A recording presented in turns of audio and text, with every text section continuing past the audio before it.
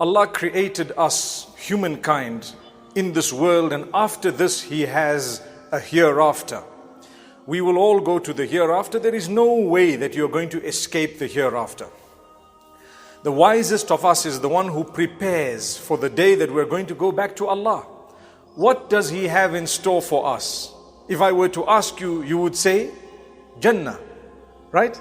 You need to have hope that Allah will give you Jannah through His mercy. You're a good person. May Allah grant us goodness.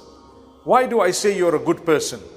You believe in Allah, you try your best, you engage in istighfar and seek forgiveness where you've gone wrong, and you continue to try to worship Allah in the best possible way, and you discipline yourself, and when you do something bad, you feel bad, and when you do something good, you feel good.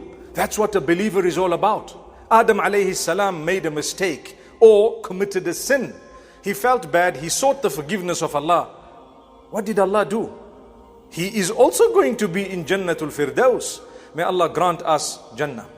But my brothers and sisters, Allah created us in this world with certain things that He has placed in order to test us. Two of them I want to mention today.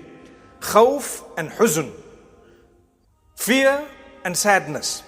When you come onto the earth, Allah says, وَلَنَبْلُوَنَّكُمْ بِشَيْءٍ مِّنَ الْخَوْفِ. Subhanallah. In Surah Al-Baqarah, Allah says, we will definitely indeed test all of you with a little bit of fear. Fear. That's the first thing Allah speaks about. Fear is your first test. And that's why when Allah speaks of Jannah, always He says, فَلَا خَوْفٌ عَلَيْهِمْ. There's going to be no fear. They will not need to fear. There's not going to be any sense of fear. What is fear?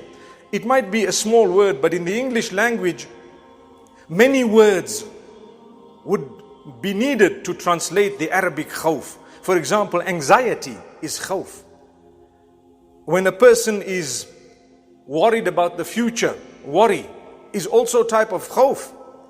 When a person doesn't know what's going to happen tomorrow, that's also khawf. When a person is in real fear or is scared, that is khawf. All this is going to happen on earth. You have people who threaten you. You have a job you might lose. You might have lost in terms of your health. You're worried about your children, the future, what's going to happen. All that is normal. Allah says, we made you on earth in order to test you with khawf. That's one thing. Second thing is huzn. Huzn is sadness. When Allah describes Jannah, He always says, فَلَا خَوْفٌ عَلَيْهِمْ وَلَا هُمْ يَحْزَنُونَ. They will have no reason to be sad or to fear, either one of them. Why does Allah say, no fear, no sadness? Because it proves that in this world, there will be fear and there will be sadness. That's what it is. Sad about what? Sad because someone you didn't expect to do something to you, did that thing to you. You're sad. For example, things didn't go your way, you're sad. Well, I'm going to tell you something shortly.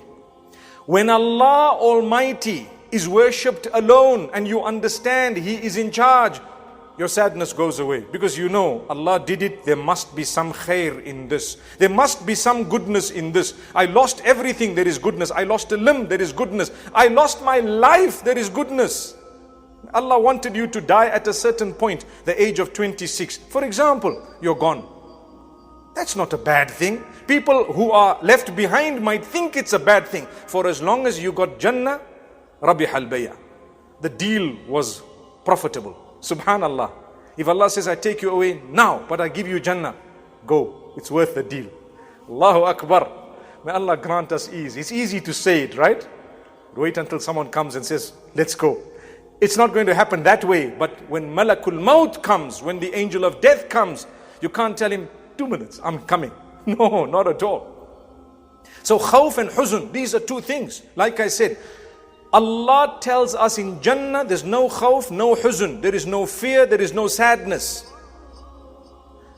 In this world, there will be fear and sadness. But when you worship Allah, Allah will take away sadness and worry, fear, even in this world. فَمَن تَبِعَ هُدَايَ فَلَا خَوْفٌ عَلَيْهِمْ وَلَا هُمْ يَحْزَنُونَ. The term khawf and huzn have been repeated together 14 times in the Quran. Most of them, or 6 of them, are in Surah Al-Baqarah, where Allah says, if you follow the guidance we sent you, there will be no element of fear, no element of sadness. Wow. Why? Because why should I worry? I laid my trust in Allah totally. I tried my best. I'm a good person. I worship Allah. I don't maltreat people. I don't cheat and deceive. I don't backstab people. Today, the backstabbing on earth is such that it will create fear in you. When you backstab someone and you harm someone thinking it will benefit you, in actual fact, it will create khawf and huzn in you, long term and short term.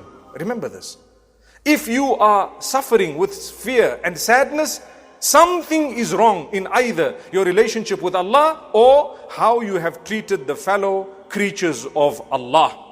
That's what it is. Something is wrong.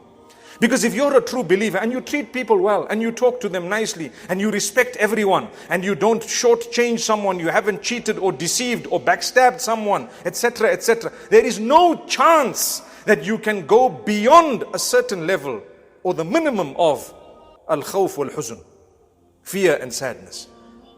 Obviously, minimum level as a human being, it's there. But you won't go beyond. You will lay your trust in Allah. If Allah did this, He did it. A person's whole factory burnt down and he says, Alhamdulillahi ala kulli hal. What's that? That's his iman. He says, you know what, I suffered a loss, yes. But I know I'm a good person. Allah will grant me a recompense. If not in the dunya, then in the akhirah. And if I'm fortunate, then both in the dunya and in the akhirah. Allah will give you. How much do you want on earth? How many millions do you want to make on earth? You've already made so much. Do you really need it? The answer is no, you don't need it. It's just extra and excess. I like to ask the children, and I've asked them, how much money do you want to make in your life? Now in Zimbabwe, the figure has spiraled because obviously the zeros mean nothing anymore. But before, when money was money, they would say, I just want to make $1 million, then I can retire. I promise you, some of the adults will tell you, we made the first $1 million, we went for the next one. We went the next one, we went for the 10. We made the 10, we wanted to go and go and go, and it does not stop. And how much are you going to use on earth? I promise you, not more than a few dollars. That's it. After that, your children, your family members will fight over that money when you're gone.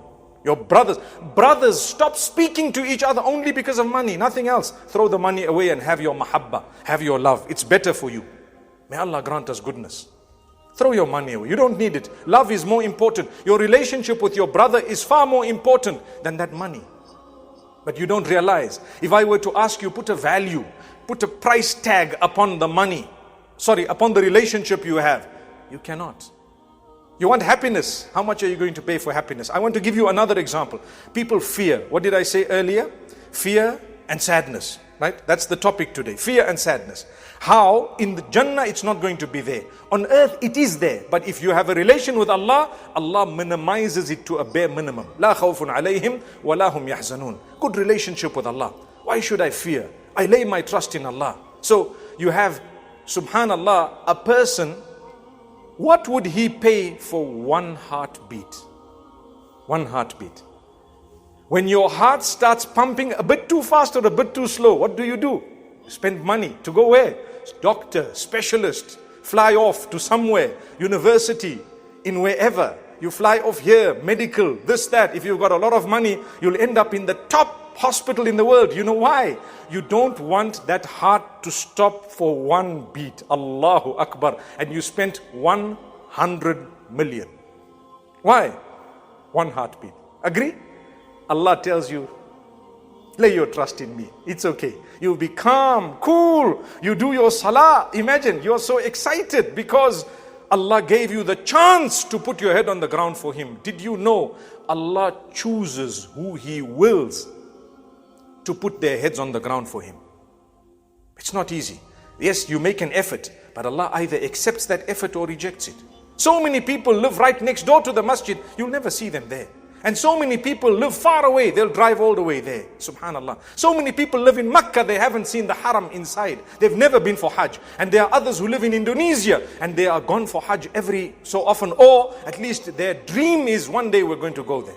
That's Allah. Allah accepts and rejects.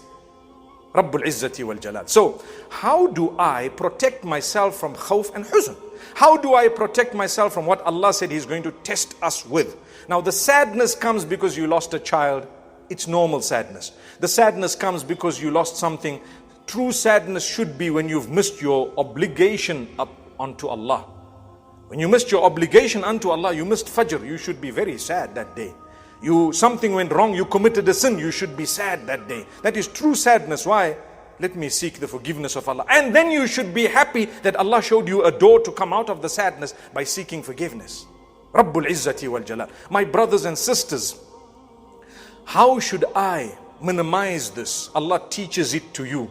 14 times in the Quran He has told us these qualities of these people. If they do good and they worship me and they believe in the last day, they have no reason to fear nor to be sad. Leave it in my hands and trust me. That's it. If you have tawakkul in Allah, you won't have a problem. What is tawakkul?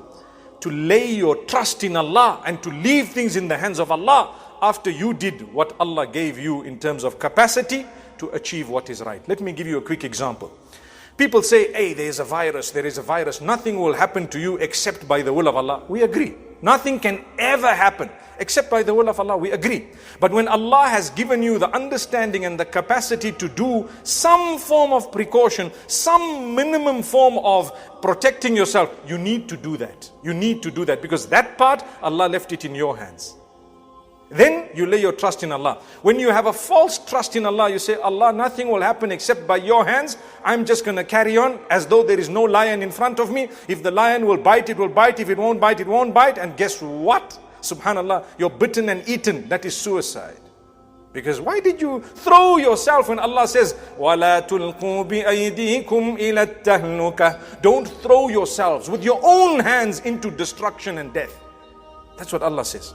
So, I will be in my car, I will close my windows when I'm going to the lion park, and I will make sure I don't misbehave. Then if the lion tears open that roof and mauls the person and eats them up, don't worry. That was always in taqdeer of Allah in a way that you won't be questioned about it. You played your role and Allah did the rest. But when you did not play your role, then you have to answer to Allah. Why did you pretend like you were a wise crack? That's the word. Wise crack. He thinks he's too sharp, too intelligent. He's the only one who trusts Allah. Not at all. You actually do not trust Allah.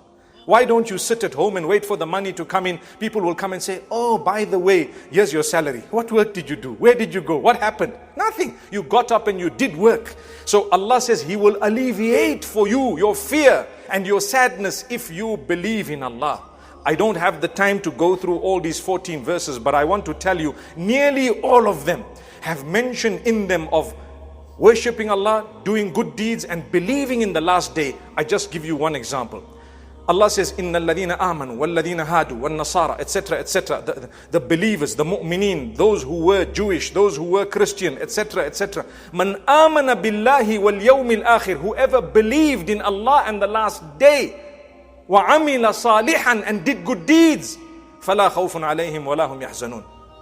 There will be no fear for them, nor will they have any reason to be sad, because they believed in Allah and the last day and they did good deeds. Those are the three things you need. When you do those three, even in this world, Allah will help you so that your sadness comes down, and Allah will help you so that your fear is alleviated. You can walk and you know nothing will harm me except if Allah has written it for me. May Allah bless every one of us. أقول قولي هذا وصلى الله وسلم وبارك على نبينا محمد.